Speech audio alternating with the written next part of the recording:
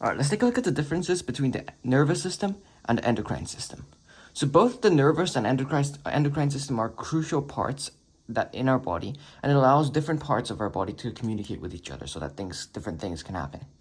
So this is part of the coordination and response section in humans.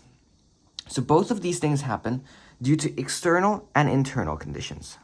So external conditions are going to be conditions outside the body. So for example, a fire or a spider, etc. If there's a spider, you might have an instinct to flick it away. So that's an external condition. And internal conditions are stuff like the name suggests, right? Within our body. So that could be a temperature. So our body temp. Internal stuff within the body, external stuff outside the body. And the way these things are linked together is through homeostasis. Now, homeostasis might sound like a tough word, but once you start using it a bit, trust me, you'll get used to it. So homeostasis is the regulation of conditions inside the body. So regulation of conditions. Regulation of conditions. So homeostasis is the regulation of conditions within our body to maintain a stable internal environment.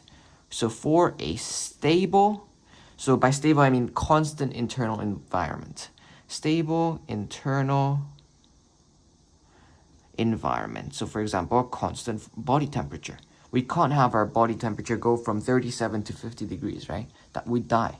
So this happens so that it's the regulation of conditions for a stable internal environment in response. So it's a response to both the external conditions and internal conditions. So for example, if there's an external condition of a fire, we need to cool ourselves down. Or internal conditions of a high body temperature, we're gonna have to cool ourselves down too. So homeostasis is the regulation of conditions for a stable internal environment in response to external and internal stuff that happens. And it's regardless of whether the body condition is freezing cold or 40 degrees. So what I mean by fire or stable internal environment is, imagine our body temperature, we need to keep it at a constant 37 degrees Celsius, right?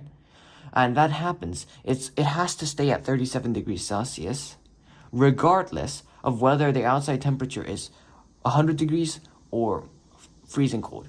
Our body temperature has to stay at near or around basically 37 degrees. It can shift by a point decimal, but it can't shift by like 30 to like 38 degrees. Without mean we have a fever. So to conduct homeostasis, our body has automatic control systems. Automatic control systems is kind of like a machine. It detects if there's issues and fixes the issues so that we can get better. So homeostasis, our body has automatic control systems, right? So what could be an example of that? We're going to have receptors.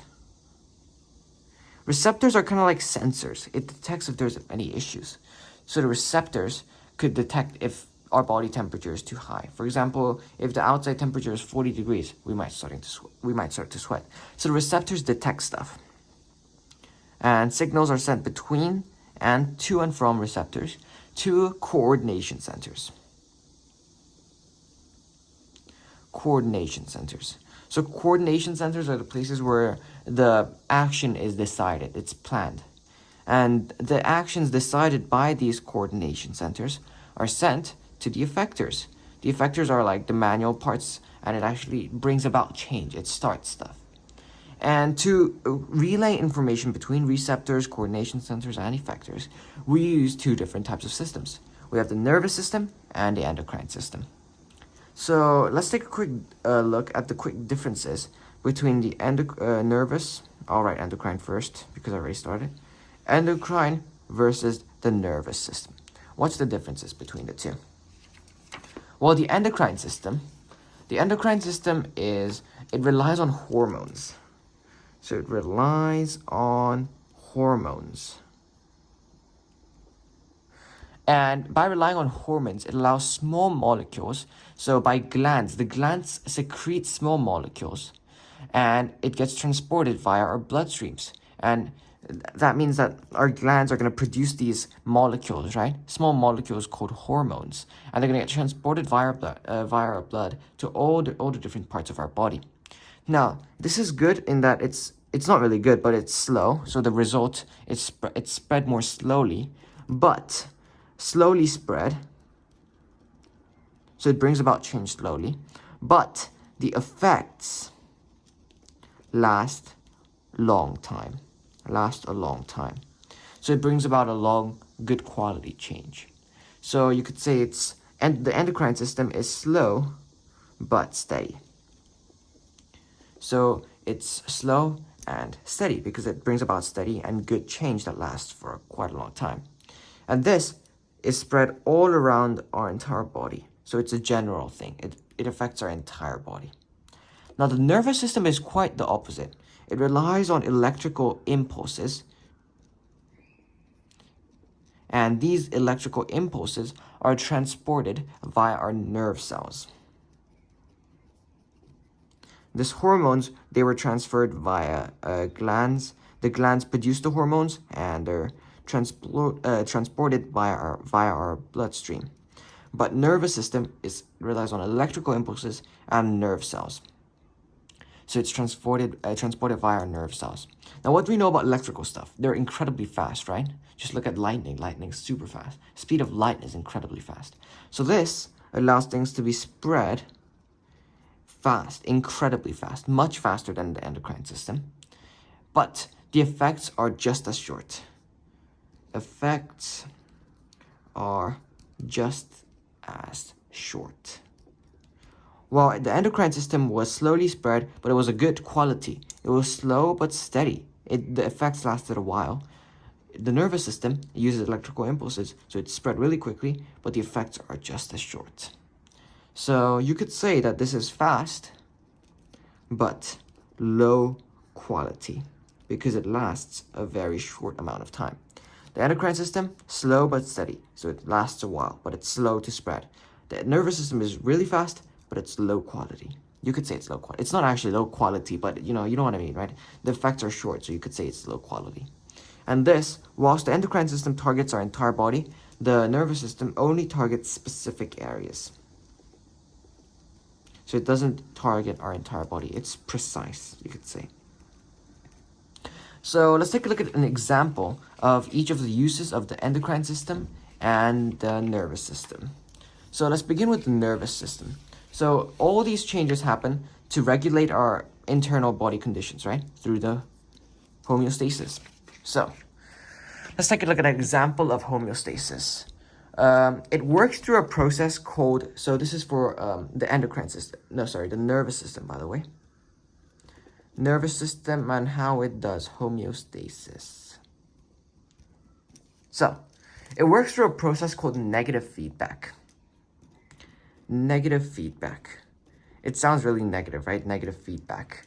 So think of it as giving feedback to negatives. So to bring about positive change. So imagine you did really bad on your exam and you get lots of negative feedback and how to improve those negatives. Well, it's done to bring about change, right? So the negative feedback, it brings a system to its desired or optimum condition. So it brings a system back to its desired or optimum conditions by counteracting the changes that veer away from the desired state. So what this basically means that if there's any issues, it says that there's an issue, so it gives negative feedback, and it counteracts that to bring about the desired outcome. So let's think of it as a scenario. What I just said sounds really confusing, right? So I find it really easy to think of as a scenario. So let's say we walk into a room and it's cold. The room is cold. The negative feedback is that the room is cold. So we're going to have a person here, right? So our receptors, remember, the nervous system works by everything actually relies on receptors, and this gets transported via our coordination centers to our effectors that bring about change. So our receptors are going to detect that we're cold. This is detected by our skin. Receptors detect. So they detect the issue. So for in our case, it will be that it's cold. Now the nervous system, right? The nervous system sends electrical impulses, right? Via our nerve cells. So once the receptors detect it, they send this detected information via a nerve cell to our coordination center. Remember, receptors detect, nervous system is here, and then that gets sent to our coordination center, and then that gets sent to our effectors that bring about change. So that the nervous system, so this is going to be the nervous system, sends the information that the receptors have detected so that it's called to the coordination center. Coordination center. Now, our coordination center is located in our brain and in our spinal cord. So our spinal cord is basically just our spine, our back.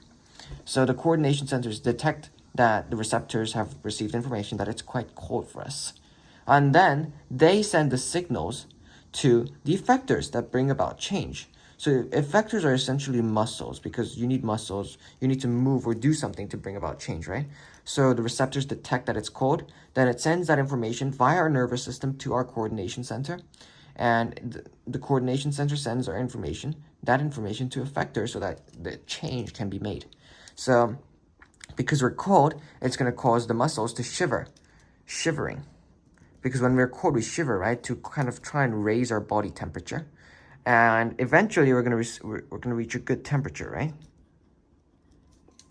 And then look, when I drew this information of how homeostasis works, right? Receptors send information to coordination centers to effectors. And then this goes back. It's both ways. It's not just one way. So what happens is once we reach a good temperature, eventually we're going to get too hot. If we keep on shivering, just because we're cold, we don't keep shivering for like 2 hours in a row, right? Then the receptors will detect that it's too hot now. So that's detected by the receptors. And then the same process happens again. It's detected by the receptors, and the nervous system sends it to our coordination center in our brain and spinal cord. Coordination center. And that gets sent to our effectors, the muscles, so that change can be made. So this time, because we're hot, it's going to start to sweat. And eventually, we're going to reach a good temperature, right? We're going to reach a good temperature, and then eventually we might get cold again, so the receptors are going to detect that we're cold again. So it's just a constant loop. It's a loop of this thing. When we're too high, we start to sweat. When we're too low, we start to shiver. This is homeostasis. It's the maintaining of a stable internal environment, and it constantly happens in a loop. Let me just summarize what we just did. So the nervous system, homeostasis. Our homeostasis is, remember, it's regulating our internal conditions for a stable internal environment, which is actually 37 degrees. This is for the example of being cold. Our receptors detect that we're cold. The receptors are on our skin. The receptors on our skin detect that we're cold, and that information is relayed onto our nervous system, and the nervous system sends the information to our coordination center, which is located in our brain and spinal cord, so our backs. And in that coordination center sends the information to effectors so that the effectors can actually bring about change to fix the issue of being cold. So the effectors are muscles, and they cause shivering so that we become warmer, so that we can raise our temperature. Eventually, we're going to get a good temperature, right? But then we're not going to keep shivering for constantly, right? We might eventually become hot. That's detected by the receptors again, the coordination center. So it's sent to the coordination center via the nervous system. The coordination center sends information to the effectors, so the muscles, so that they can bring change. So we start to sweat because we're hot. And then this happens all over again until we reach a good temperature. And we might become cold again. And this loop happens over and over and over again. So it's a constant loop of trying to regulate a stable internal environment of 37 degrees Celsius. Okay, let's take a look at the endocrine system. So we just looked at the nervous system, and now let's take a look at the endocrine system. So the endocrine system has a similar job to the nervous system, right? So in regulating our internal temperature through homeostasis, and it allows different parts of the body to communicate with each other, just like the nervous system. So the endocrine system. And the endocrine system actually consists of a series of glands that are found throughout their body. So we have glands all over our entire body that produce hormones. And these are found throughout the body, and these glands secrete hormones, which are passed into the blood and spread throughout the body. Now, hormones, so glands produce hormones, which are spread through the blood,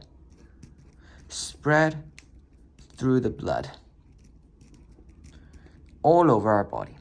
And these hormones are small chemical molecules, incredibly small, so they can pass through our blood. And they travel around the body in what we call plasma. You'll learn about plasma when you look at blood, but essentially hormones pass around our body in what are called plasma, which travels in blood. It's a type of blood. And they travel in the body in plasma, right? So an example could be the adrenal glands. Adrenal glands producing adrenaline. We said that the endocrine system is quite slow, right? It's slow but steady. So an example, you know adrenaline, right? Adrenaline is when you get suddenly excited or like you get a burst of energy because something happens. You might get adrenaline before taking a zip line because you're worried. Or you might get adrenaline when you see a bear in the forest because you need to run away. So this adrenaline gives us a quick boost of energy. And because it's the endocrine system, it's going to last quite a while. It's not short. It doesn't last for like a second like the nervous system. So adrenal glands produce adrenaline. So the adrenaline is the hormone. And the adrenal glands produce the hormone, and that adrenaline is passed throughout our body through the blood, through the plasma. And this adrenaline is going to give an energy boost to our entire body, right? So an example could be it causes an increase in heart rate because this adrenaline makes us excited, gives us strength, right? So increase in heart rate. So increase in heart rate. So it makes our heart beat faster, making our blood pump faster, giving us more energy, right? So the blood pumps faster, and this is responsible for our fight or flight response. You know our fight or flight response, right? You either fight the issue or you fly away, so you run away from the issue, fight or flight response. Or the pancreas producing insulin to regulate our blood glucose concentration. That could be another example. That's pretty much it. That's the nervous and the endocrine system. So if we do a quick summary, both nervous and endocrine systems happen so that we can regulate our internal stable environment conditions, which is 37 degrees. And the external is like stuff like fire, spiders, things that are not part of our body. Internal is stuff within us, so our body temperature or glucose, stuff like that. Our receptors detect that there's an issue that sends information through either the endocrine or the nervous system to our coordination centers so that the issue can be fixed. The effectors bring about change and the muscles there, so we might start shivering when we're cold or sweating when we're hot. And yeah, that's pretty much it. The endocrine system is much faster than the endocrine system is much slower than the nervous system, but it's slow but steady. It's good quality. And it's a general thing. It targets our entire body, like our fight or flight response. When we're worried about something, it produces adrenaline and it's passed throughout our entire body, right? So our blood pumps faster. It's slowly spread, but the effects last a long time, and it relies on hormones produced by glands, and it gets spread through our bloodstream in plasma. The nervous system is much faster. It relies on electrical impulses. Electrical stuff are fast, right? And the nerve cells spread fast, and the effects are just as short. It's spread really fast, but the effects are just as short. So it's fast, but it's low quality, and it targets specific areas, precise areas, not our entire body. I hope you enjoyed this summary of the nervous and endocrine system, and I'll see you guys in the next one.